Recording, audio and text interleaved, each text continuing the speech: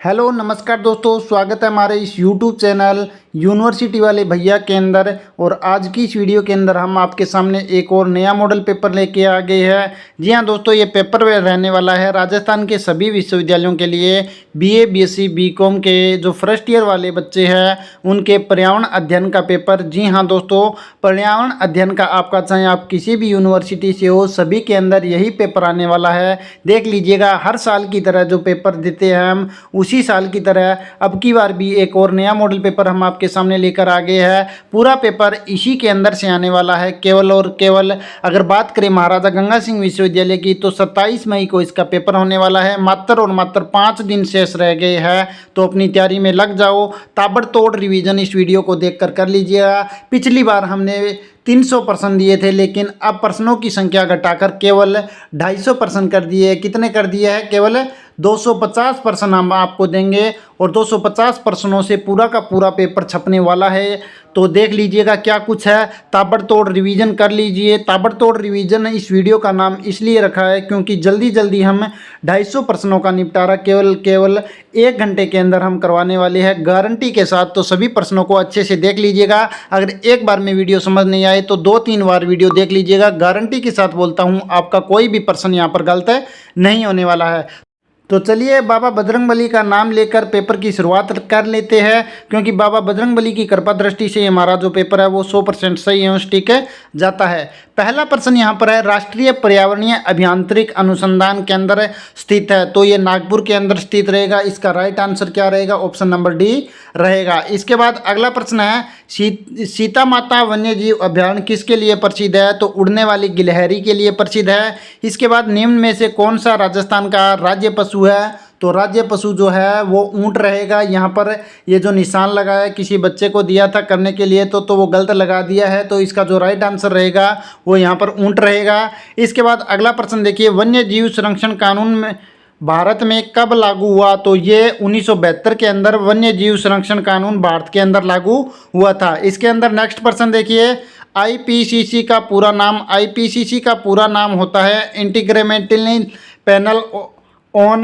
Climate change. ठीक है। इसके बाद नेक्स्ट प्रश्न देखिए, लिथोस्फीयर में मुख्य तत्व पाए जाते हैं। समय बहुत ही हमारे पास कम है, इसलिए मैं जल्दी जल्दी इस वीडियो को करवा रहा हूं। अगर आपको समझ नहीं आ रहा है तो वीडियो को 2 से 3 बार देख लीजिएगा, इन्हीं प्रश्नों को पढ़ के जाइएगा। गारंटी के साथ मैं बोलता हूं 60 से 70 नंबर आपके पेपर के अंदर आसानी से आ जाएंगे। तो हमारा प्रश्न था, लिथोस्फीयर में मुख्य तत्व पाए जाते हैं। तो लिथोस्फीयर में मुख्य तत्व कौन से होते हैं? इसका राइट आंसर रहेगा A1 व SI। ठीक है। इसके बाद नेक्स्ट प्रश्न देखिए, पर्यावरण शब्द की उत्पत्ति हुई है। पर्यावरण शब्द की उत्पत्ति फ्रांस से हुई है।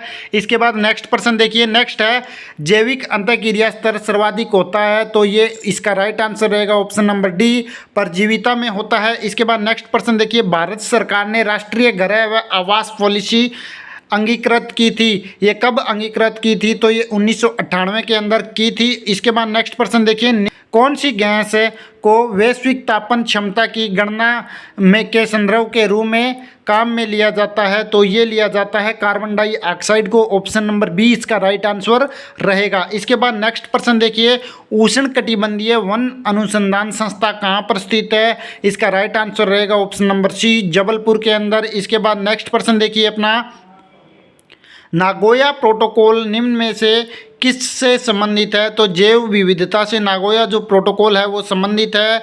इसके बाद सत्यमंगलम वन्य जीव अभ्यारण्य कौन से राज्य में स्थित है? सत्यमंगलम वन्य जीव अभ्यारण्य जो स्थित है वह रहेगा तमिलनाडु के अंदर। और इसके बाद अगला प्रश्न है, हाइड्रोक्लोरोफ्लोरोकार्बन यौगिक का कौन सा अणु ओजोन के कर्मी के हाशिए में सबसे महत्वपूर्ण भूमिका निभाता है? तो ये निभाता है क्लोरीन।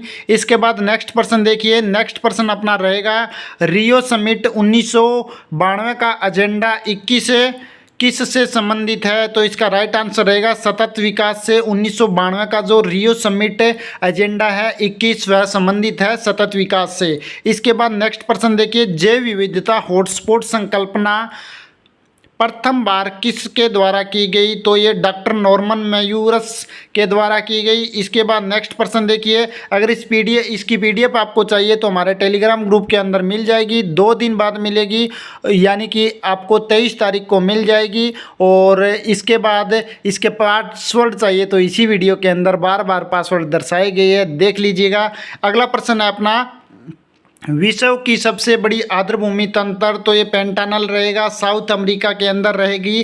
क्या विश्व की सबसे आर्द्रभूमि तंत्र, ये मोस्ट इंपॉर्टेंट क्वेश्चन है, पेंटानल साउथ अमेरिका के अंदर है। प्रश्न इस प्रकार से भी आ सकता है कि विश्व की सबसे बड़ी आर्द्रभूमि पेंटानल कहाँ पर है, तो साउथ अफ्रीका में करके आना है। इसके बाद नेक्स्ट प्रश्न अपना देखिए, नेक्स्ट प्रश्न है मॉन्ट्रेक्स रिकॉर्ड क्या रजिस्टर करता है, तो मॉन्ट्रेक्स रिकॉर्ड क्या रजिस्टर करता है, ये करता है आर्द्रभूमि स्थल के मानव क्रियाओं से को खतरे में है, इस प्रकार की जो वो है दर्शाता है। इसके बाद नेक्स्ट देखिए, आर्सेनिक जहर की वजह से त्वचा का कालापन क्या कहलाता है, यानी कि आर्सेनिक जहर की वजह से हमारी जो त्वचा है, मानव की त्वचा, उसमें कालापन आ जाता है, उसको क्या बोलते हैं, स्किन स्केलिंग बोलते हैं, ठीक है। इसके बाद नेक्स्ट प्रश्न देखिए, पेयजल में क्लोराइड की अनुमेय सांद्रता 1.5 मिलीग्राम प्रति लीटर, ठीक है। इसके बाद नेक्स्ट प्रश्न देखिए, 2011 की जनगणना के अनुसार राजस्थान का जनसंख्या घनत्व कितना है, तो ये 20 रहेगा, ठीक है, सॉरी 200, ठीक है। इसके बाद नेक्स्ट देखिए, राजस्थान में कुप्पड़ पट्टी मिलती है, राजस्थान में कुप्पड़ पट्टी कहाँ पे मिलती है, तो नागौर अजमेर के अंदर मिलती है। इसके बाद देखिए, सीमेंट संयंत्र व चूने के पत्थर की खानों में काम करने वाले व्यक्ति कौन से रोग से के प्रति ज़्यादा उन्मूलित होते हैं, यानी कि उनको कौन सा रोग ज़्यादा अपनी ओर खींचता है, तो ये रहेगा सिलिकोसिस, ठीक है। इसके बाद नेक्स्ट प्रश्न देखिए, नेक्स्ट है जनसंख्या पिरामिड का उपयोग होता है, तो जनसंख्या पिरामिड का उपयोग उम्र लिंग वितरण के प्रदर्शन में किया जाता है। दोस्तों, अगर वीडियो पसंद आ रही है तो कृपया करके वीडियो को लाइक कर दीजिए। अगर आपका किसी भी प्रकार का कोई भी डाउट है तो आप वो क्लियर कर सकते हैं कमेंट सेशन के माध्यम से। और अगर वीडियो पसंद आ रही है तो वीडियो के लिए जय बाबा बजरंगबली के नाम से एक प्यारा सा कमेंट हमारे लिए कर दीजिएगा। नेक्स्ट प्रश्न देखिए, सिड्रोसिस रोग किन धूलकणों के सांस के साथ अंदर जाने से होता है, तो ये सिलिका धूल होती है और इसके बाद सिलिका धूल होती है। इसके बाद नेक्स्ट देखिए, मानव जनसंख्या वृद्धि व इसकी भविष्य में वृद्धि के अनुमान का अध्ययन क्या कहलाता है, ये कहलाता है डेमोग्राफ। इसके बाद नेक्स्ट प्रश्न देखिए, IUCN का पूरा नाम, IUCN का पूरा नाम होता है इंटरनेशनल यूनियन फॉर कंस्ट्रक्शन, ठीक है। इसके बाद नेक्स्ट प्रश्न देखिए, नेक्स्ट प्रश्न अपना है भारत का राष्ट्रीय पुष्प, भारत का राष्ट्रीय पुष्प सभी बच्चों को पता है, पहली कक्षा का बच्चा भी बता सकता है, कमल। इसके बाद व्हेल इनमें से किस श्रेणी का जीव है, व्हेल मछली होती है एक प्रकार की, ये किस प्रकार का जीव है, ये एक स्तनधारी जीव है। इसके बाद नेक्स्ट प्रश्न देखिए, ध्वनि प्रदूषण मापने की इकाई क्या होती है, ध्वनि प्रदूषण मापने की इकाई डीबी भी बोल देते हैं, डेसिमल, ठीक है। इसके बाद नेक्स्ट प्रश्न देखिए, भोपाल गैस त्रासदी के लिए कौन सा रसायन जिम्मेवार था, ये मोस्ट इंपॉर्टेंट क्वेश्चन है। भोपाल गैस त्रासदी कब हुई थी, ये आपको कमेंट सेशन के अंदर बताना है। इसका राइट आंसर रहेगा AIC कैथिल आइसोसिलियन, ठीक है। इसके बाद नेक्स्ट प्रश्न देखिए, जीव जो अपना भोजन स्वयं बनाते हैं क्या कहलाते हैं, स्वयं पोषी, साइंस का अच्छा प्रश्न है। इसके बाद निम्न में से कौन सा ऊर्जा स्रोत इको फ्रेंडली है, तो सौर ऊर्जा जो है वो इको फ्रेंडली रहेगा। इसके बाद हाई टेस्ट इको फ्लोराइट, हाई टेस्ट हाइपोक्लोराइट का रासायनिक सूत्र क्या है, तो ये रहेगा CaOCl2, ठीक है। इसके बाद नेक्स्ट प्रश्न देखिए, इटाई रोग से संबंधित धातु कौन सी है, CD। इसके बाद नेक्स्ट देखिए, अर्नेस्ट हिकल किस देश के थे, अर्नेस्ट हिकल किस देश के थे, अर्नेस्ट हिकल किस से संबंधित है, ये आपको कमेंट सेशन के अंदर बताना है, ये जर्मनी से थे। इसके बाद पारिस्थितिक तंत्र, पारिस्थितिकी के पितामह है इपिओडम, इन्हें बोल सकते हैं हम। इसके बाद नेक्स्ट प्रश्न देखिए, महानगरीय ठोस कचरे को जलाने से कौन सा पदार्थ अत्यधिक मात्रा में निकलता है, जो महानगरीय ठोस कचरा होता है, बड़े बड़े शहरों के अंदर जो कचरा है उसको जलाने से कौन सा पदार्थ अत्यधिक मात्रा में निकलता है, तो इसका जो राइट आंसर रहेगा वह रहेगा ऑप्शन नंबर C, डाइकोसिन, ठीक है। इसके बाद नेक्स्ट प्रश्न देखिए, नेक्स्ट प्रश्न अपना है ब्लू बेबी सिंड्रोम का क्या कारण है, ब्लू बेबी सिंड्रोम का कारण, तो ये नाइट्रेट रहेगा। इसके बाद नेक्स्ट प्रश्न है राष्ट्रीय चंबल घड़ियाल वन्यजीव अभ्यारण्य, जो कि देश का एक बड़ा इको रिजर्व है, जो प्रसादिशता कौन से राज्य में है? तो ये कहाँ पर स्थित है? ये रहेगा राजस्थान, उत्तर प्रदेश व मध्य प्रदेश के अंदर है। क्या प्रश्न है? राष्ट्रीय चंबल घड़ियाल वन्य जीव अभयारण्य, जो कि देश का एक बड़ा इको रिजर्व है, तो ये कहाँ पर स्थित है? ये राजस्थान, उत्तर प्रदेश व मध्य प्रदेश के अंदर स्थित है। इसके बाद देखिए, निम्न में से कौन सा सबसे ज़्यादा कार्बन डाइऑक्साइड का द्रव्यमान उत्सर्जित करता है जबकि सभी का एक समान मात्रा में जलाया जाए?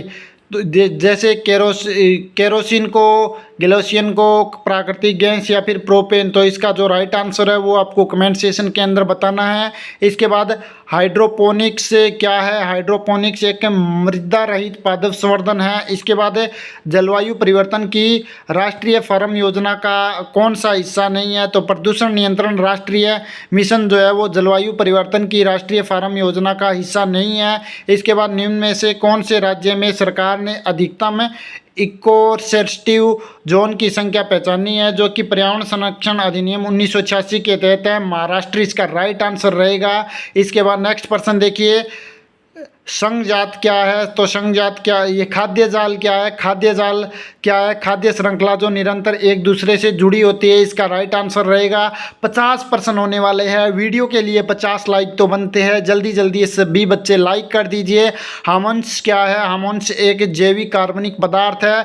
इसके बाद नेक्स्ट प्रश्न देखिए, पारिस्थितिक तंत्र शब्द का उपयोग सर्वप्रथम किसने किया था? तो इसका जो राइट आंसर है वो टॉन्सले रहेगा। इसके बाद नेक्स्ट प्रश्न देखिए, वायु प्रदूषण निवारण एवं नियंत्रण अधिनियम भारत में किस वर्ष से लागू हुआ? इसका राइट आंसर रहेगा 1981।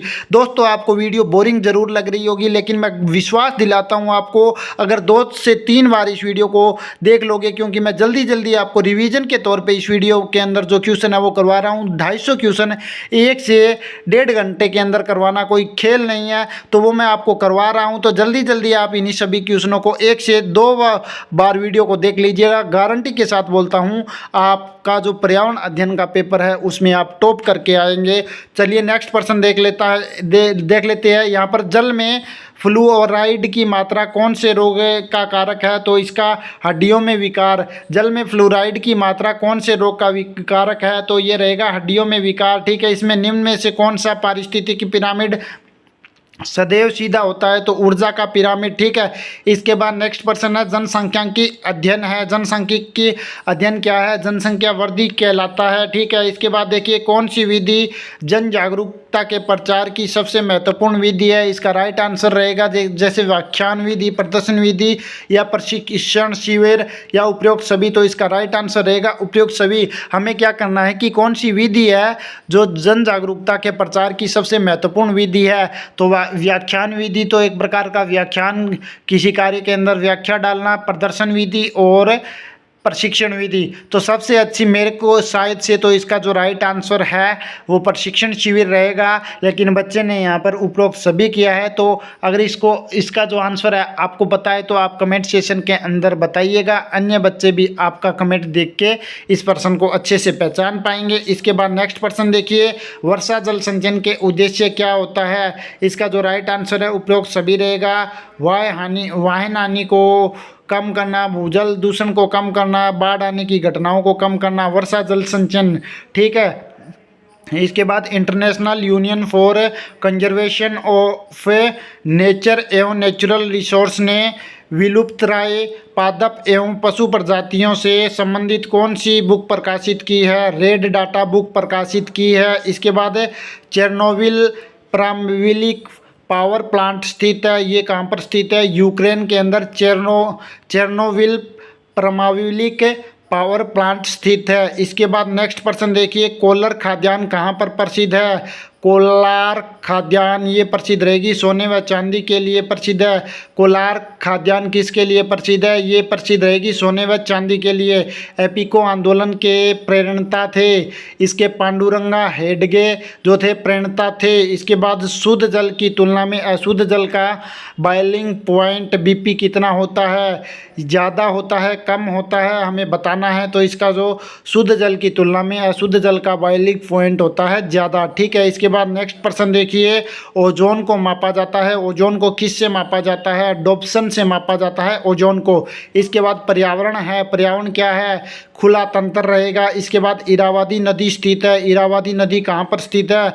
म्यांमार के अंदर स्थित है। इसके बाद खेजड़ली गांव स्थित है, खेजड़ली गांव कहाँ पर स्थित है? बीकानेर में, चूरू में, जयपुर में, इनमें से कोई नहीं। तो इसका जो राइट आंसर रहेगा वो रहेगा इनमें से कोई नहीं।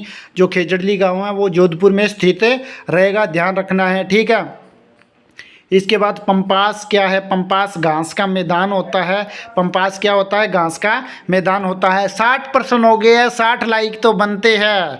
चलिए नेक्स्ट प्रश्न देख लेते हैं। नेक्स्ट प्रश्न अपना है राजस्थान का राजकीय पुष्प रोहिड़ा। इसके बाद नेक्स्ट प्रश्न है विश्व नम प्रदेश दिवस मनाया जाता है 2 फरवरी। दोस्तों थोड़ा सा टाइम कम होने के कारण इस वीडियो में थोड़े से जल्दी हम रिवीजन के तौर पर प्रश्न कर रहे हैं। हालांकि मैं आराम से भी करवा सकता था, आराम से अगर करवाते एक्स्ट्रा फैक्ट के साथ तो कम से कम 5 से 7 घंटे की वीडियो होती, उसको अपलोड होने में भी समय ज़्यादा लगता। इसीलिए मैंने जल्दी इस वीडियो के अंदर रिवीजन के तौर पर सभी क्वेश्चन आपको करवाए हैं। अगर आपके समझ नहीं आ रहे हैं तो स्लो मोशन करके देख सकते हैं, अन्यथा 2 से 3 बार इस वीडियो को देखिएगा। गारंटी के साथ बोलता हूँ सभी क्वेश्चन आपको आसानी से याद हो जाएंगे। विश्व नम प्रदेश दिवस कब मनाया जाता है? ये मनाया जाता है 2 फरवरी को प्रतिवर्ष, ठीक है। इसके बाद पारिस्थितिकी है, पिरामिड संकल्पना प्रस्तुत की, किसने प्रस्तुत की? ये चार्ल्स एल्टन ने प्रस्तुत की। इसके बाद नेक्स्ट प्रश्न देखिए, प्रजाति जो खतरे में है एवं बहुत ही कम समय में विलुप्त होने वाली है, कौन सी प्रजाति है? तो ये रहेगी लुप्तप्राय प्रजाति। कौन सी प्रजाति? लुप्तप्राय प्रजाति, ठीक है। इसके बाद नेक्स्ट प्रश्न देखिए, WWF का विस्तार, WWF का पूर्ण रूप या पूरा रूप बोल देते हैं तो वर्ल्ड विल लाइफ फॉरवर्ड, ठीक है। ये इसका राइट आंसर रहेगा वर्ल्ड विल लाइफ फंड, ठीक है। इसके बाद नेक्स्ट प्रश्न देखिए, वन्य संरक्षण अधिनियम 1972 के उद्देश्य है।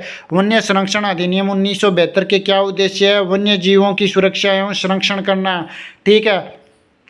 इसके बाद नेक्स्ट प्रश्न देखिए, आधुनिक कृषि के विपरीत प्रभाव, आधुनिक कृषि के विपरीत प्रभाव हमें बताने हैं तो ये क्या रहेंगे?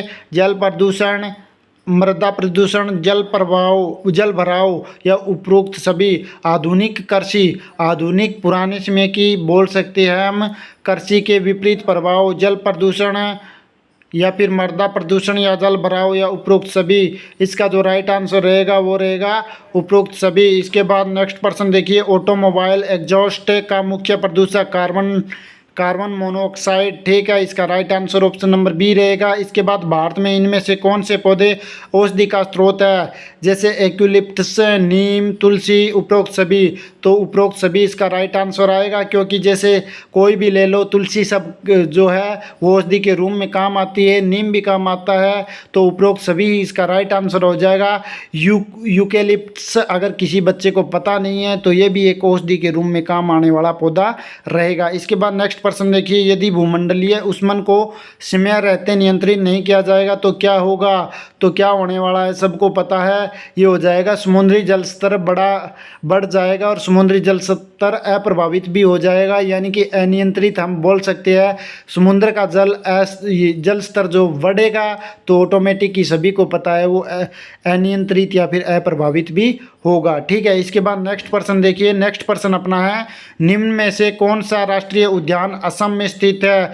काजीरंगा राष्ट्रीय उद्यान सभी को पता है असम के अंदर रहेगा, भारत का एकमात्र ये मोस्ट इंपॉर्टेंट क्वेश्चन रहेगा। इसके बाद अतिचरण, वन विनाश, कृषि कार्यों की रोक इत्यादि से जो स्थिति उत्पन्न होती है वह क्या कहलाती है? वह क्या कहलाती है? तो वह देखिए, अतिचरण, वन विनाश, कृषि कार्यों की रोक इत्यादि से जो स्थिति उत्पन्न होती है वह क्या कहलाती है? जैसे अतिचरण, वन विनाश करने से, कृषि कार्यों की रोक करने से, तो इसके कारण जो स्थिति उत्पन्न होती है वह क्या कहलाती है? तो वह मरुस्थलीकरण कहलाती है। इसका option number D right answer रहेगा। इसके बाद निम्न से कौन सी भूमि निम्नीकरण का कारण है? तो देखिए वन विनाश निम्नीकरण का कारण है, औद्योगिक अपशिष्ट और इसी के साथ कृत्रिम उर्वरकों का अत्यधिक उपयोग। वन विनाश, औद्योगिक अपशिष्ट और कृत्रिम उर्वरकों का अत्यधिक उपयोग, उपरोक्त सभी इसका राइट आंसर रहेगा 76 नंबर का। इसके बाद 77 नंबर है जल प्रदूषित किससे जल प्रवेश में होता है। ये प्रश्न देखिए, इसका जो राइट आंसर रहेगा उपरोक्त सभी घरेलू जल, मल, कृषि, रसायन अपशिष्ट, औद्योगिक अपशिष्ट और उपरोक्त सभी। तो इसका राइट आंसर उपरोक्त सभी रहेगा। इसके बाद औद्योगिक क्षेत्र में ध्वनि प्रदूषण की सीमा 80 डेसिबल रहेगी, ठीक है। इसके बाद यहाँ से एक प्रश्न ये भी बन जाता है कि ध्वनि को मापने का संयंत्र क्या कहलाता है। हेक्टा डेसिमल भी बोल देते हैं या फिर डेसिबल भी बोल देते हैं, ठीक है।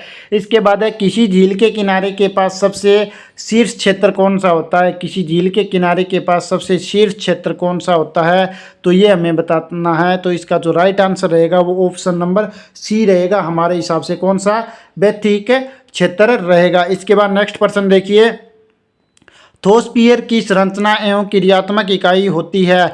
पारिस्थितिकी तंत्र, बायोम या फिर जाति। तो इसका जो राइट आंसर है वो आपको कमेंट सेशन के अंदर बताना है। हम आपको डाउट में नहीं रखना चाहते हैं, क्योंकि इस प्रश्न का आंसर हमें डाउट में लग रहा था, इसीलिए हमने इसको छोड़ दिया है। इसका वो जो रहेगा वो या तो ए रहेगा या फिर बी रहेगा। इसका जो राइट आंसर है वो ए या बी में से एक रहेगा। वो आपको कमेंट सेक्शन के अंदर बताना है क्या रहेगा। 19 मिनट हो चुके हैं अभी और 80 प्रश्न करवा दिए हैं। आपको क्या लगता है कि सभी प्रश्न हम 250 प्रश्न आपको 1 घंटे के अंदर कवर करवा देंगे। चलिए नेक्स्ट प्रश्न देख लेते हैं। नेक्स्ट है, भारत में कॉपीराइट कानून कब आया था। भारत में कॉपीराइट कानून 1957 में आया था। इसके बाद लेटेराइट प्रतिनिधित्व करता है लाल मृदा को, ठीक है।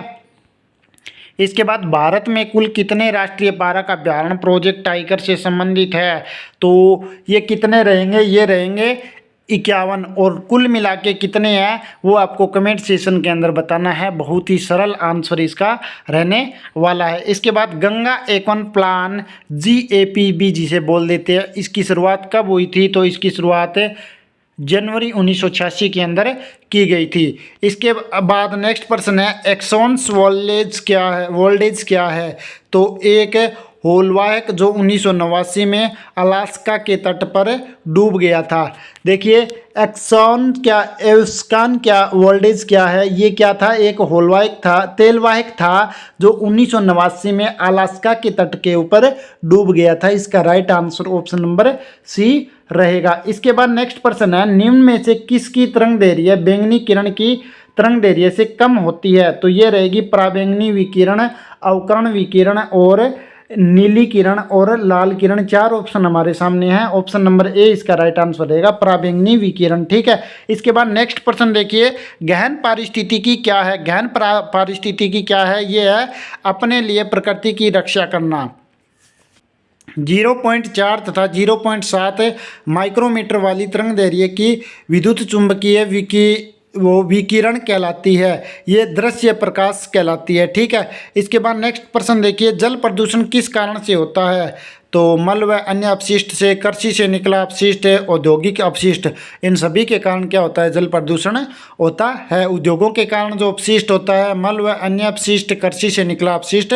तो इसका राइट आंसर उपरोक्त सभी रहेगा। सभी के कारण ही क्या रहता है, जल प्रदूषण होता है। इसके बाद पारिस्थितिकी शब्द को 1866 में किसने गाढ़ा। तो अर्नेस्ट हैकल ने इसका नाम दिया था। पारिस्थितिकी शब्द को 1866 में अर्नेस्ट हैकल ने इसको नाम दिया था। इसके बाद अर्थ पावर किसके द्वारा संचालित होता है।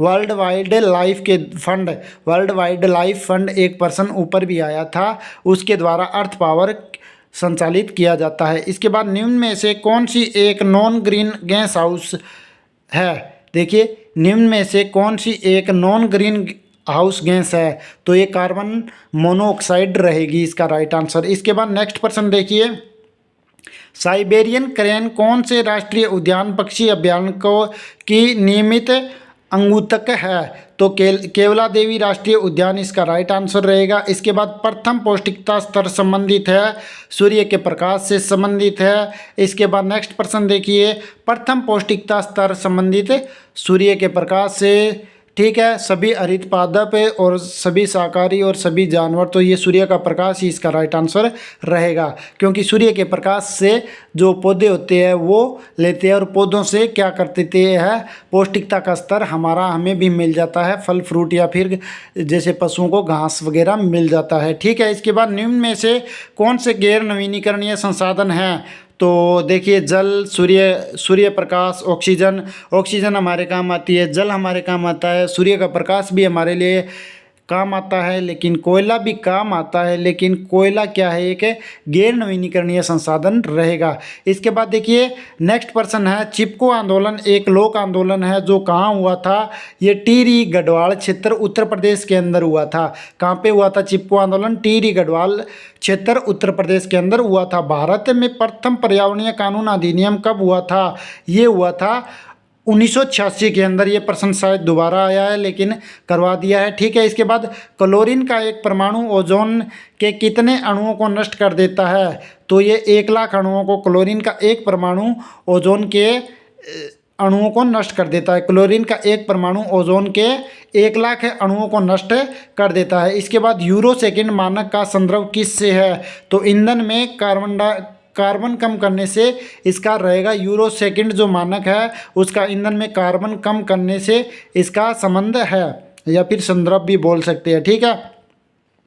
इसके बाद 100 प्रश्न पूरे होने वाले हैं। 100 लाइक अभी तक नहीं हुए, तो ज़्यादा से ज़्यादा वीडियो को शेयर कीजिए अपने दोस्तों के साथ, ताकि वो भी इस वीडियो को देख के अच्छे नंबर प्राप्त कर सके। बाबा बजरंगबली के नाम एक प्यारा सा कमेंट भी ज़रूर कर दीजिएगा, क्योंकि हम बाबा बजरंगबली की कृपा दृष्टि से ही हमारा जो पेपर है वो 100% सही है, ठीक है जाता है। तो अगला प्रश्न देखिए, बाबा बजरंगबली का नाम लेकर देखते हैं। ये प्रश्न आ भी सकता है, क्योंकि बाबा की कृपा दृष्टि बनने में देर नहीं लगती।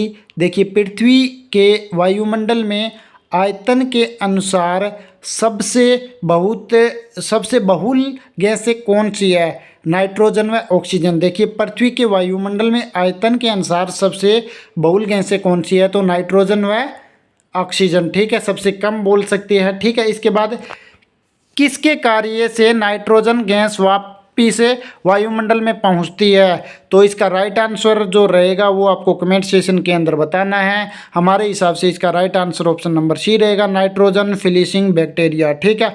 इसके बाद नेक्स्ट प्रश्न है, निम्न में से कौन सी प्रक्रिया वायुमंडल में से CO2 को हटाने का काम करती है, प्रकाश संश्लेषण, ठीक है। पक्षियों में DDI किस से उचित निर्माण को रोकती है, अंडे को, ठीक है। इसके बाद नेक्स्ट प्रश्न देखिए, सुंदरवन किस प्राणी की उपस्थिति से प्रसिद्ध है, तो ये रहेगा बाघ, ठीक है। सुंदरवन किस प्राणी की उपस्थिति से प्रसिद्ध है, सुंदरवन जो है वो कौन से प्राणी यानी कि कौन से जीव की उपस्थिति से प्रसिद्ध है, तो बाघ, ठीक है। इसका राइट आंसर रहेगा। इसके बाद नेक्स्ट प्रश्न देखिए, ओजोन परत कहाँ उपस्थित है, तो ओजोन परत जो है वो समताप मंडल के अंदर स्थित है। इसके बाद भोपाल गैस त्रासदी कब हुई थी, 1984 के अंदर हुई थी। इसका कौन सी गैस से हुई थी, ये आपको कमेंट सेक्शन के अंदर बताना है। अगर आपने वीडियो को ध्यान से देखा होगा तो ऊपर हमने ये करवाया भी था कि भोपाल गैस त्रासदी कौन सी गैस के कारण हुई थी। इसके बाद देखिए, निम्न में से क्या एक फ्रेओन है, निम्न में से क्या एक फ्रेओन है, तो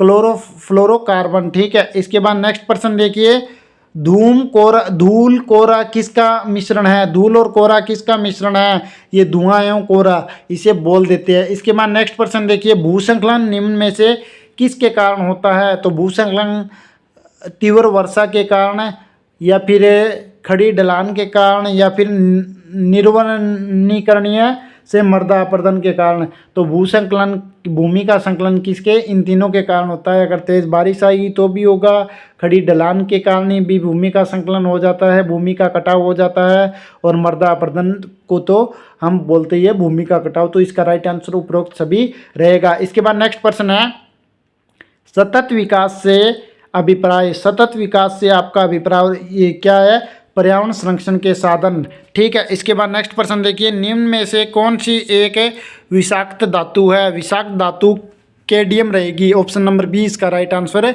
रहेगा। विषाक्त धातु कौन सी रहेगी? केडियम। इसके बाद नेक्स्ट प्रश्न है, जल में उगने वाले पादप क्या कहलाते हैं?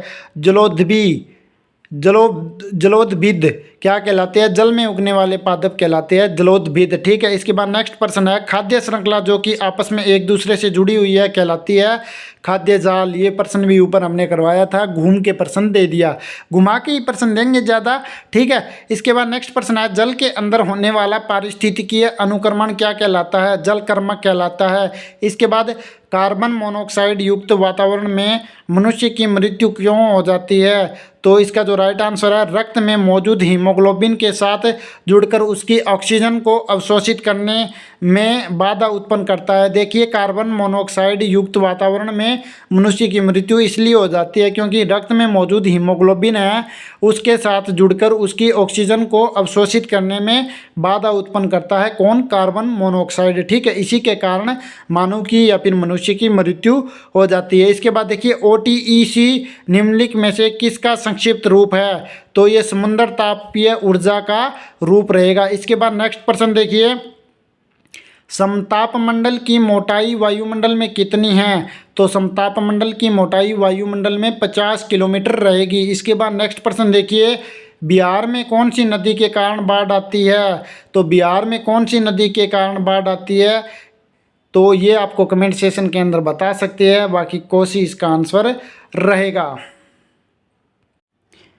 क्योंकि देखिए, जो बिहार में कोसी नदी है, कोसी नदी है, कोसी के साथ गंडक नदी भी है जो गंगा नदी की सहायक नदी है, तो इसका जो राइट आंसर रहेगा, क्योंकि कोसी नदी है उसी के कारण बाढ़ आती है। ठीक है, तो इसके बाद नेक्स्ट प्रश्न देखिए, विश्व का सबसे खराब रेडियोधर्मी प्रदूषण जो कि नाभिकीय रिएक्टर आपदा से हुआ कहाँ पर हुआ था? ये कहाँ पे हुआ था? तो ये चार्नोबिल यूक्रेन के अंदर हुआ था। इसका राइट आंसर रहेगा ऑप्शन नंबर डी। इसके बाद विश्व वन दिवस कब मनाया जाता है? 21 मार्च को विश्व वन दिवस मनाया जाता है। इसके बाद नेक्स्ट प्रश्न देखिए, बीज बचाओ आंदोलन का मुख्य उद्देश्य किसका संरक्षण है? बीज बचाओ आंदोलन का मुख्य संरक्षण किसका संरक्षण है?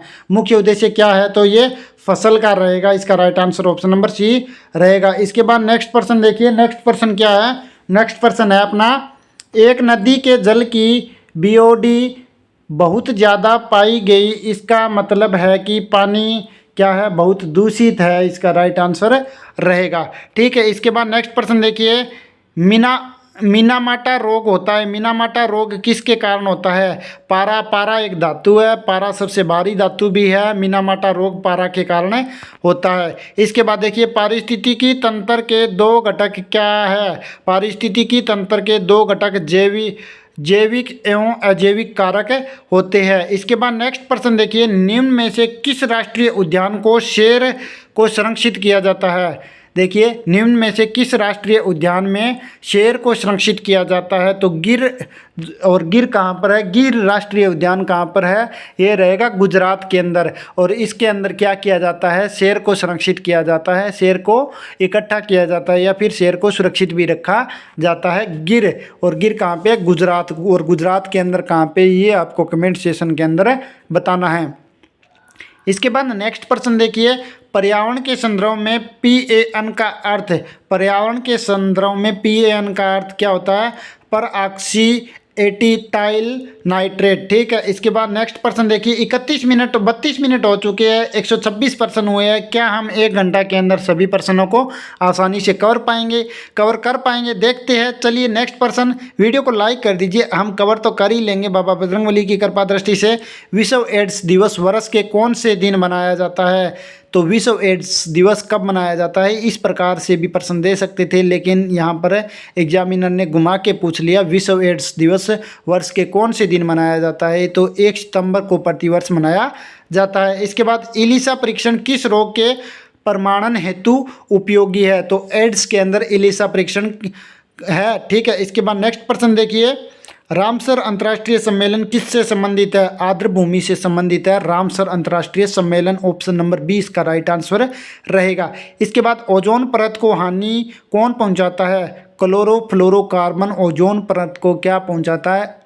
हानि पहुंचाता है। ऑप्शन नंबर बी इसका राइट आंसर रहेगा। इसके बाद वन संरक्षण अधिनियम भारत में किस वर्ष पारित हुआ? 1980 के अंदर वन संरक्षण अधिनियम भारत के अंदर पारित हुआ था। इसके बाद पृथ्वी को कुल वनाच्छादित क्षेत्र लगभग, पृथ्वी का कुल वनाच्छादित क्षेत्र कितना है? वन कितने क्षेत्र पर है पृथ्वी में, पृथ्वी के ऊपर? तो 30% क्षेत्र के ऊपर रहेगा। इसका बाद नेक्स्ट प्रश्न है, बायोगैस में मेथेन की सांद्रता कितनी होती है? 55 से 65% बायोगैस के अंदर मेथेन की सांद्रता होती है। इसके बाद नेक्स्ट प्रश्न है, सुलभ बायोगैस पंचाल आधारित है, तो ये पशुओं के गोबर पर, मानव निष्ठा पर और कृषि अपशिष्ट पर।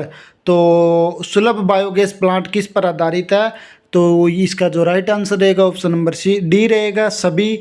ठीक है। इसके बाद एलपीजी मिश्रण है प्रोपेन व ब्यूटेन का। एलपीजी किसका मिश्रण है? प्रोपेन और ब्यूटेन को मिलाकर एलपीजी बनाई जाती है। एलपीजी का पूरा नाम क्या होता है? Liquid LPG liquid petroleum gas. ठीक है, संपीड़ित प्राकृतिक गैस भी हिंदी में इसे बोल देते हैं। नेक्स्ट प्रश्न है, पृथ्वी के अत्यंत गर्म व आंतरिक हिस्से से प्राप्त होने वाली ऊर्जा क्या कहलाती है? यह कहलाती है भूतापीय ऊर्जा। इसके बाद नेक्स्ट प्रश्न है, जीआईएस किसका संक्षेपण है? जीआईएस किसका संक्षेपण है? किसका पूरा नाम है? भौगोलिक सूचना तंत्र। ठीक है, इसका राइट आंसर रहेगा ऑप्शन नंबर डी, जीआईएस का पूरा नाम या फिर संक्षेपण किसका संक्षेपण है? ये भौगोलिक सूचना तंत्र का। ठीक है। इसके बाद नेक्स्ट प्रश्न देखिए, जैव निम्नीकरण बहुलक का उदाहरण कौन सा है?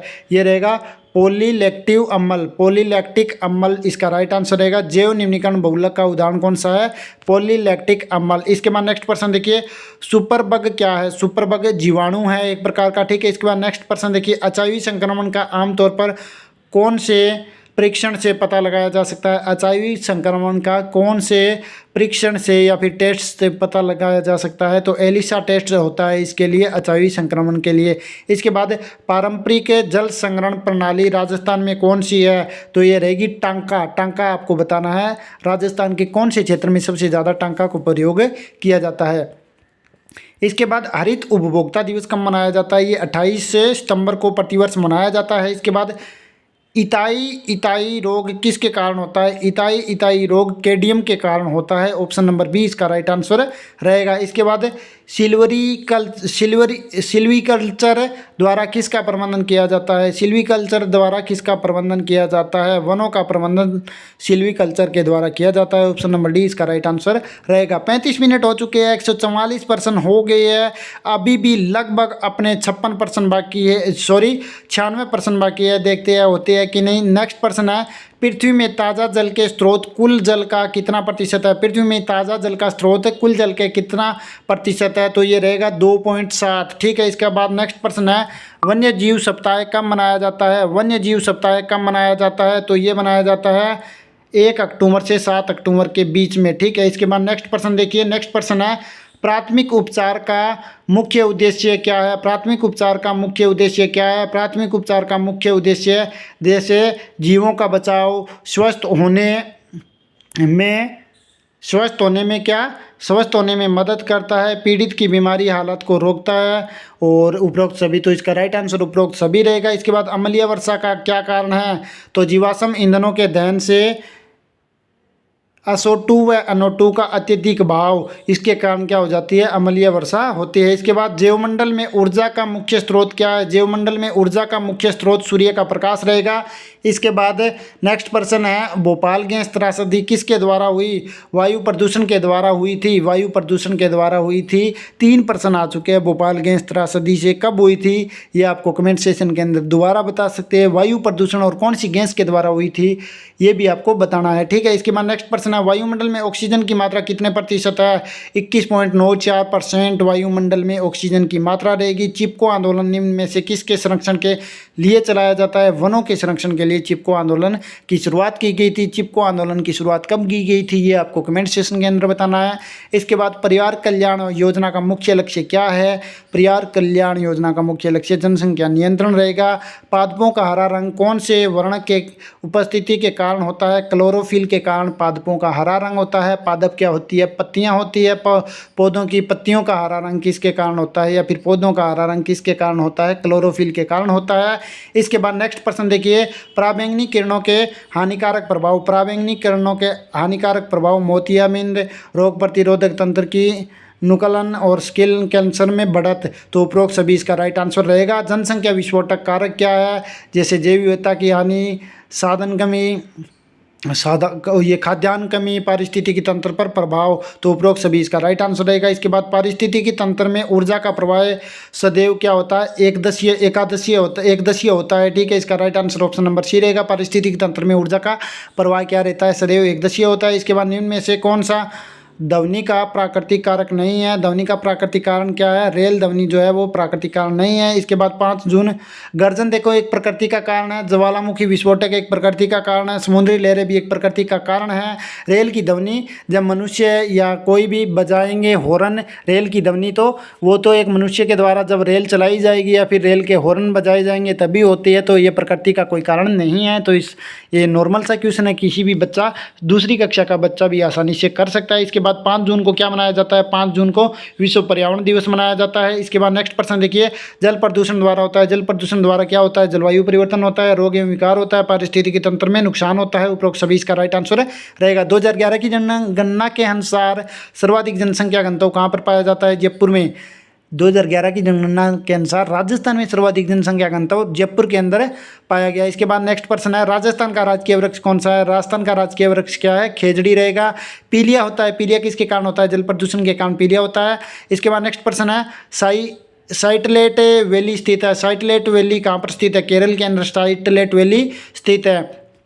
इसके बाद नेक्स्ट प्रश्न देखिए, ऊर्जा का पिरामिड सदैव होता है। ऊर्जा का पिरामिड सदैव क्या होता है? सीधा रहेगा। इसके बाद नेक्स्ट प्रश्न देखिए, केंद्रीय प्रदूषण नियंत्रण बोर्ड CPCB की स्थापना कब हुई? केंद्रीय प्रदूषण नियंत्रण बोर्ड की स्थापना कब हुई थी? तो 1974 के अंदर। ऑप्शन नंबर सी इसका राइट आंसर रहेगा। 1974 में केंद्रीय प्रदूषण नियंत्रण बोर्ड की स्थापना की गई थी। इसके बाद नेक्स्ट प्रश्न है, पृथ्वी में कितनी विशाल टेक्टोनिक प्लेटें पाई जाती है? तो इसका जो राइट आंसर रहेगा वो रहेगा ऑप्शन नंबर B 12। ठीक है, इसके बाद नेक्स्ट प्रश्न देखिए, अम्लीय वर्षा का pH हमेशा निम्न से होता है। निम्न से क्या होता है? 5।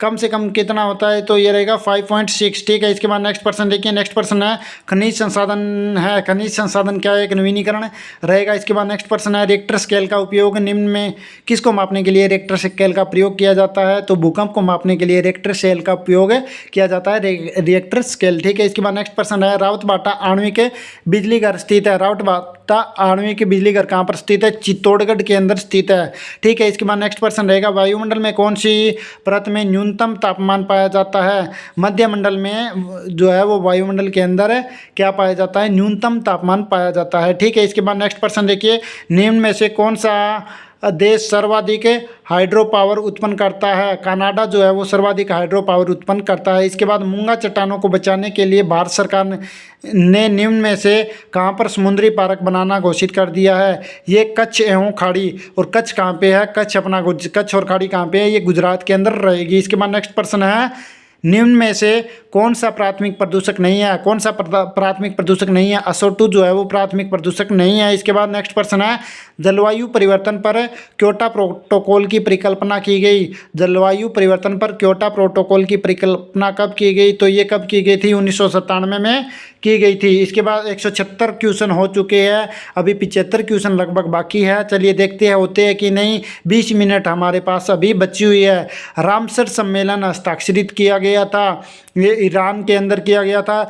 समय ज़्यादा भले ही लग जाए थोड़ा बहुत, लेकिन रिवीजन आपको पूरा करवा के जाएंगे, गारंटी के साथ बोलते हैं। एक भी क्वेश्चन यहाँ पर छूटने वाला नहीं है, पूरे 250 क्वेश्चन हम आपको करवाएंगे। इसके बाद नेक्स्ट प्रश्न देखिए, 40% तक वनस्पति आच्छादित क्षेत्र का वन कहलाता है। ये क्या कहलाता है? संगन वन कहलाता है। 40% तक वनस्पति आच्छादित क्षेत्र वन क्या कहलाता है? ये संगन वन कहलाता है। इसके बाद सबसे तेज भूकंपीय तरंग कौन सी है? P तरंग। ठीक है, इसके बाद नेक्स्ट प्रश्न देखिए, नेक्स्ट प्रश्न अपना क्या है? सतत विकास का सिद्धांत पहली बार world commission on environment and development WCED ने दिया था। कब दिया था? ये 1987 के अंदर सतत विकास का सिद्धांत पहली बार world commission on environment and development के द्वारा दिया गया 1987 में। ठीक है, इसका right answer option number C रहेगा। इसके बाद हैजा व टाइफाइड का कारण, हैजा व टाइफाइड का क्या कारण होता है? जीवाणु। इसके बाद नेक्स्ट प्रश्न है बरसिंगसर स्थित है। बरसिंगसर कहाँ पर स्थित है? एक जगह का नाम है, एक गांव का नाम है, ये बीकानेर के अंदर स्थित है। कौन सी जगह? बरसिंगसर कहाँ पर स्थित है? बीकानेर के अंदर। ठीक है, इसके बाद निम्न में से कौन सा नवीनीकरण संसाधन नहीं है? तो ये रहेगा इनमें, यहाँ पर देखिए धातुएं, कोयला, पेट्रोलियम। ये क्या पूछा है हमें? निम्न में से कौन सा नवीनीकरण संसाधन नहीं है? तो इसका जो राइट आंसर रहेगा वो रहेगा इनमें से कोई नहीं। इसके बाद नेक्स्ट प्रश्न देखिए, भारतीय मौसम विभाग विज्ञान IMD के अनुसार सामान्यतः सूखा घोषित तब होता है जब वर्षा सामान्य से इतने प्रतिशत कम हो जाती है। यानी कि भारतीय मौसम विभाग विज्ञान IMD के अनुसार सामान्य सूखा घोषित कब किया जाता है? यानी कि वर्षा सामान्य से कितने प्रतिशत कम हो जाती है? तब 50% से कम हो जाती है, तब सूखा घोषित किया जाता है। इसके बाद है चिल्का झील पाई जाती है। तो ये प्रश्न इस प्रकार से होना था, चिल्का झील कहाँ पर स्थित है? तो चिल्का झील ओडिशा के अंदर स्थित है। ठीक है, इसके बाद नेक्स्ट प्रश्न देखिए, पक्षियों का स्वर्ग है।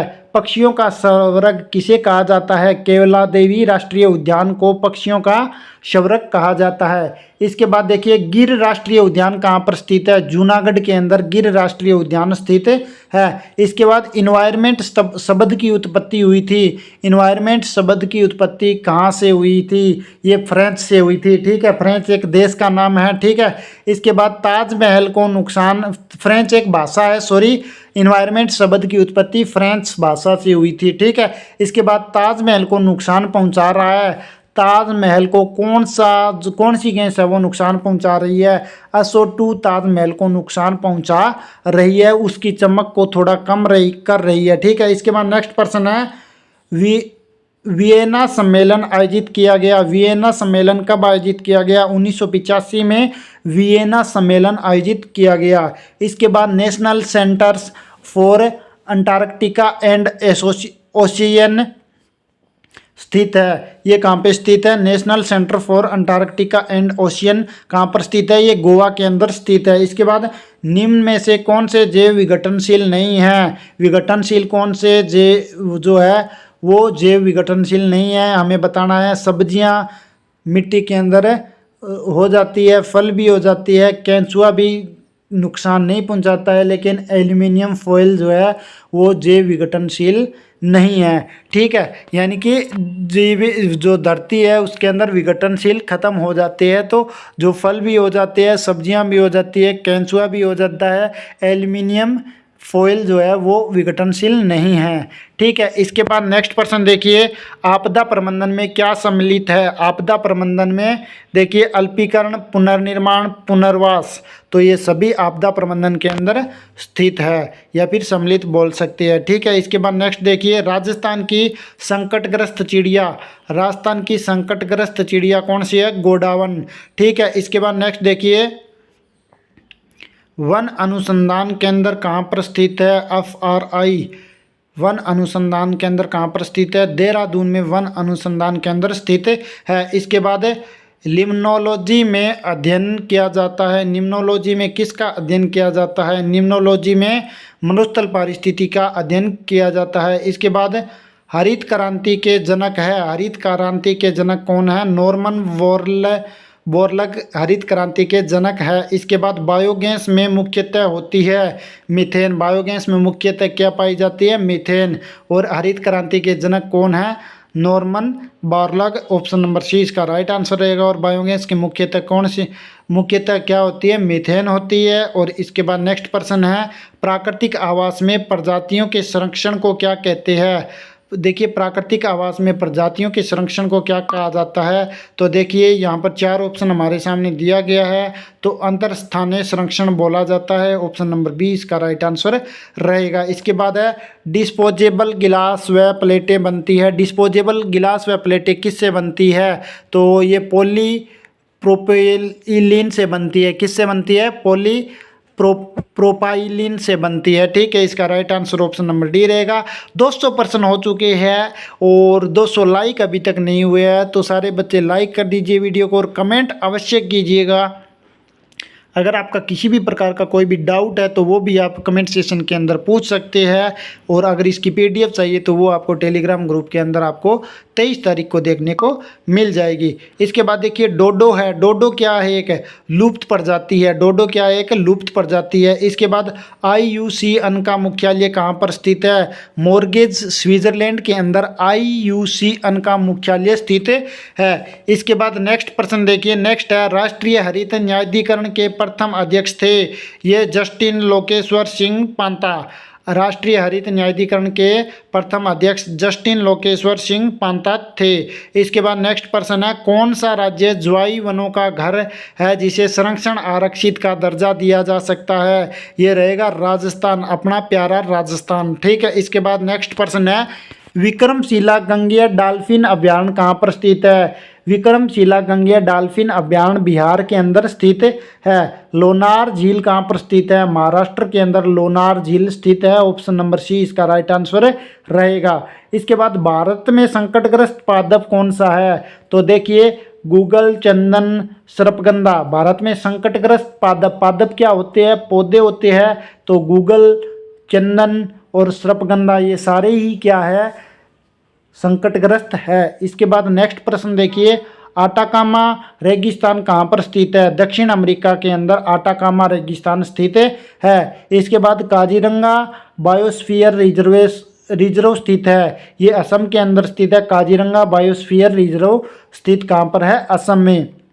ऑप्शन नंबर सी इसका राइट आंसर रहेगा। इसके बाद नेक्स्ट प्रश्न है, आक्कल जीवाश्म पार्क कहाँ पर स्थित है? जैसलमेर के अंदर आक्कम जीवाश्म पार्क स्थित है। इसके बाद आसवान बांध कहाँ पर स्थित है? नील नदी पर आसवान बांध स्थित है। इसके बाद नेक्स्ट प्रश्न देखिए, राजस्थान निम्न में से किस राज्य के गठन के बाद देश का सबसे बड़ा राज्य बना?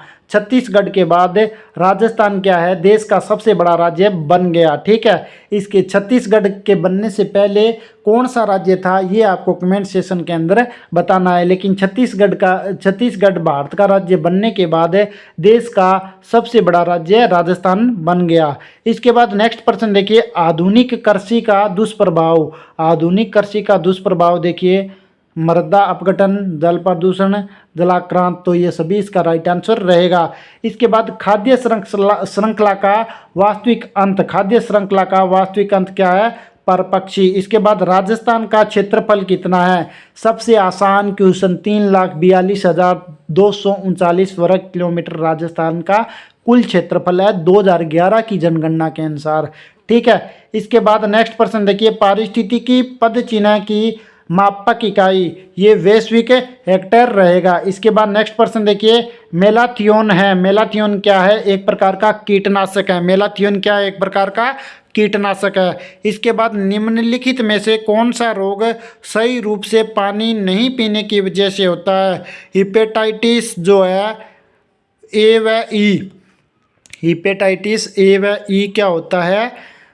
पानी नहीं पीने के कारण हो जाता है यह रोग, यानी कि कम पानी पीने के कारण। ठीक है, इसके बाद नेक्स्ट प्रश्न देखिए, एक समान जन्म दर तथा मृत्यु दर होने के कारण शून्य जनसंख्या वृद्धि क्या कहलाती है? ये कहलाती है जनसांख्यिकी संक्रमक। ठीक है, इसके बाद नेक्स्ट प्रश्न देखिए, निम्न में से कौन सा एक प्राथमिक वायु प्रदूषक नहीं है? ये कणिका तत्व इसका राइट आंसर रहेगा। Option number A. इसके बाद नेक्स्ट प्रश्न है, भारत में नीरी संस्थान कहाँ पर स्थित है? भारत में नीरी संस्थान नागपुर के अंदर स्थित है। इसके बाद नेक्स्ट प्रश्न देखिए, इनमें से कौन से पारिस्थितिकी तंत्र के जैविक घटक नहीं हैं?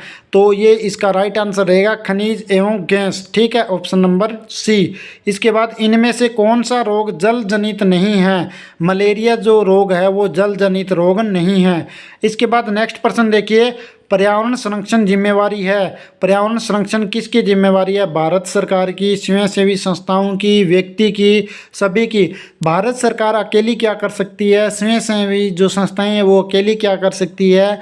व्यक्ति अकेला क्या कर सकता है? तो हम सब मिलकर ही क्या कर सकते हैं? पर्यावरण का संरक्षण करने की जिम्मेवारी उठा सकती है। इसके बाद नेक्स्ट प्रश्न देखिए, इनमें से कौन मृदा प्रदूषक को रोकता है? मृदा प्रदूषण को कौन रोकता है? जैविक खाद के द्वारा मृदा प्रदूषण रोकी जा सकती है। इसके बाद तेल अधिप्लाव निम्न में से किसकी प्रमुख समस्या है? तो समुद्री पारिस्थितिकी तंत्र की तेल अधिप्लाव सबसे बड़ी समस्या है। इसके बाद नेक्स्ट प्रश्न है, जैव विविधता के घटक कौन कौन से हैं? जैव विविधता के घटक पारिस्थितिकी विविधता, प्रजाति विविधता, आनुवांशिक विविधता, उपरोक्त सभी। तो इसका राइट आंसर रहेगा उपरोक्त सभी जो है वो जैव विविधता के घटक रहने वाले हैं, जैसे पारिस्थितिकी विविधता, प्रजाति विविधता, आनुवांशिक विविधता। इसके बाद नेक्स्ट प्रश्न देखिए, वृहत्तर शहरों की जनसंख्या ज़्यादा होती है। वृहत्तर शहरों की जनसंख्या ज़्यादा होती है, कितनी? 10 लाख से ज़्यादा होती है। इसके बाद नेक्स्ट प्रश्न देखिए, जनसंख्या के पिरामिड कौन से पारिस्थितिकी तंत्र के मध्य में से चौड़े होते हैं? तो इसका राइट आंसर क्या रहेगा? ये इसका राइट आंसर रहेगा, जैसे जनसंख्या के पिरामिड जो है वो कौन से पारिस्थितिकी तंत्र के मध्य से चौड़े होते हैं? तो घास स्थल पारिस्थितिकी तंत्र से चौड़े होते हैं। इसके बाद इकोटोन संक्रामिका में बहुल्य प्रजाति क्या है? तो मूल तत्व प्रजाति जो है वो इकोटोन संक्रामिका में बहुल्य प्रजाति मानी जाती है। ऑप्शन नंबर डी इसका राइट आंसर रहेगा। इसके बाद भारत का प्रथम राष्ट्रीय समुद्री जैव विविधता केंद्र कहाँ पर स्थित है?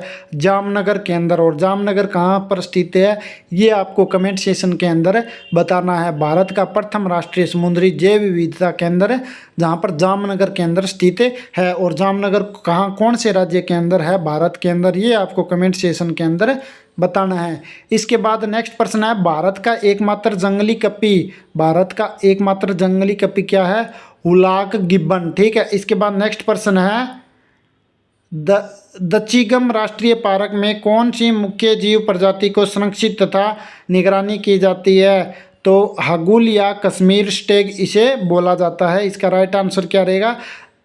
हगुल या कश्मीर स्टेग। ऑप्शन नंबर डी इसका राइट आंसर रहेगा। दच्चिगम राष्ट्रीय पार्क में कौन सी मुख्य जीव प्रजाति को संरक्षित तथा निगरानी की जाती है? तो हगुल या कश्मीरी स्टेग की निगरानी की जाती है। इसके बाद है, निम्न में से क्या पर्यावरण में प्रदूषण के कारक है?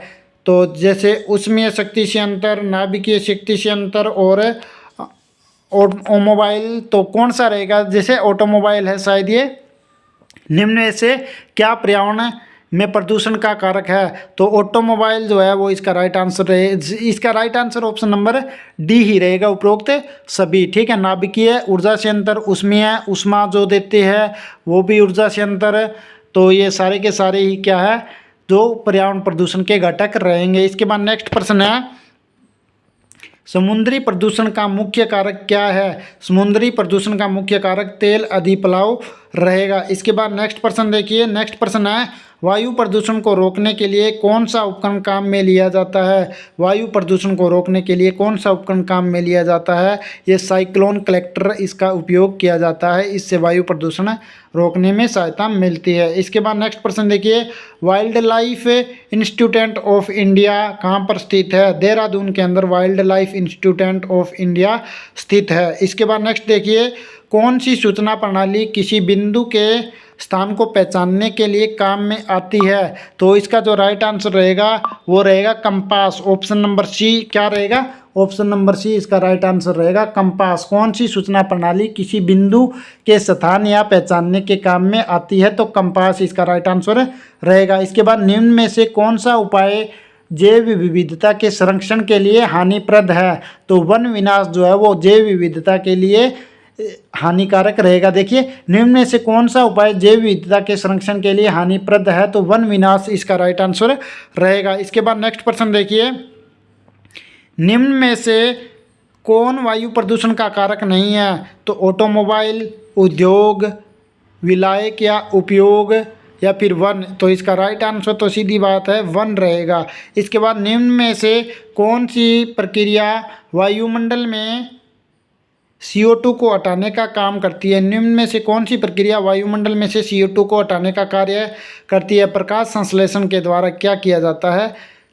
वायुमंडल में से CO2 को हटाया जाता है। इसके बाद सहजीवन शब्द दिया गया। सहजीवन शब्द किसके द्वारा दिया गया? डी बेरी ने सहजीवन शब्द दिया था। इसके बाद नेक्स्ट प्रश्न है, समुद्र में उत्पन्न भूकंप क्या कहलाता है? समुद्र में उत्पन्न जो भूकंप होते हैं उन्हें हम सुनामी बोल देते हैं। इसका राइट आंसर क्या रहेगा? ऑप्शन नंबर ए रहेगा, सुनामी। ठीक है। इसके बाद नेक्स्ट प्रश्न देखिए। नेक्स्ट प्रश्न है, भूमि प्रदूषण के मुख्य स्रोत क्या है? भूमि प्रदूषण के देखिए, औद्योगिक अपशिष्ट, कृषि अपशिष्ट, उपरोक्त में से कोई नहीं, दोनों ए एवं बी। तो औद्योगिक अपशिष्ट और कृषि अपशिष्ट दोनों ही भूमि प्रदूषण के मुख्य स्रोत है। इसके बाद देखिए, निम्न में से कौन सी पारिस्थितिकी तंत्र के पौष्टिक स्तर में प्रथम आते हैं? तो पौधे जो होते हैं वो पारिस्थितिकी तंत्र के पौष्टिक स्तर में प्रथम आते हैं। इसके बाद नेक्स्ट प्रश्न देखिए, ऑक्सीजन की अनुपस्थिति में अपशिष्ट को जलाना क्या कहलाता है? ऑक्सीजन की अनुपस्थिति में अपशिष्ट पदार्थों को जलाना क्या कहलाता है? पायरोलाइसिस इसे बोला जाता है। ठीक है। ऑक्सीजन की अनुपस्थिति में अगर अपशिष्ट पदार्थों को हम जलाएंगे तो उसे पायरोलाइसिस बोला जाता है। इसके बाद नेक्स्ट प्रश्न देखिए, पर्यावरण को सुधारा जा सकता है। पर्यावरण को किसके द्वारा सुधारा जा सकता है? पर्यावरण संरक्षण से पर्यावरण को सुधारा जा सकता है। इसके बाद देखिए, निम्न में से कौन सा ऊर्जा स्रोत इको फ्रेंडली है? तो सौर ऊर्जा जो है वो इको फ्रेंडली रहेगा। निम्न में से कौन सा ऊर्जा स्रोत इको फ्रेंडली रहेगा? तो सौर ऊर्जा रहेगा। इसके बाद गोबर गैस उपयोगी है। गोबर गैस क्या करने के लिए उपयोगी है? खाद्य के रूप में, बायोगैस बनाने के रूप में, तो खाद्य के रूप में और बायोगैस बनाने के रूप में। तो बायोगैस बनाने के लिए ही गोबर का उपयोग किया जाता है। खाद्य के रूप में, तो खाद्य के रूप में तो वैसे हम उपयोग में नहीं लेते हैं इसे, लेकिन खाद्य सामग्रियां पकाने के लिए इसका उपयोग ज़रूर किया जाता है। इसके बाद अंतिम प्रश्न देख लीजिए। अंतिम प्रश्न अपना रहने वाला है, निम्न में से कौन सी परेशानी ध्वनि प्रदूषण से नहीं होती है? अतिसार जो है वो ध्वनि प्रदूषण के द्वारा परेशानी हमारे द्वारा नहीं होती है। निम्न में से कौन सी परेशानी जो है वो ध्वनि प्रदूषण से नहीं होती है? तो अतिसार नहीं होती है, बहरापन भी हो जाता है, अति रक्तदाब भी हो जाता है, चिड़चिड़ापन भी हम महसूस कर लेते हैं ध्वनि प्रदूषण के कारण। जैसे डीजे के आगे या फिर कोई बाज़ार में गए हैं तो बस ट्रेन के हॉर्न के वजह से हम चिड़चिड़ापन महसूस करने लगते हैं, या फिर किसी जो साउंड होता है उसके पास हम खड़े होते हैं, ध्वनि एकदम से ध्वनि आएगी तो कुछ देर के लिए हमें बहरापन सा महसूस हो जाएगा। तो इसका जो राइट आंसर रहेगा वो अतिसार रहेगा। ये इतने ही प्रश्न हैं, 250 प्रश्न मैंने आपको यहाँ पर करवा दिए। कितने? 250। और टाइम भी आप यहाँ पर देख सकते हैं, 1 घंटा भी नहीं लगाया है यहाँ पर कवर करने में। 1 घंटे के अंदर हमने एक्स्ट्रा फैक्ट भी बता दिए हैं, सारी बातें हमने आपको बता दी है।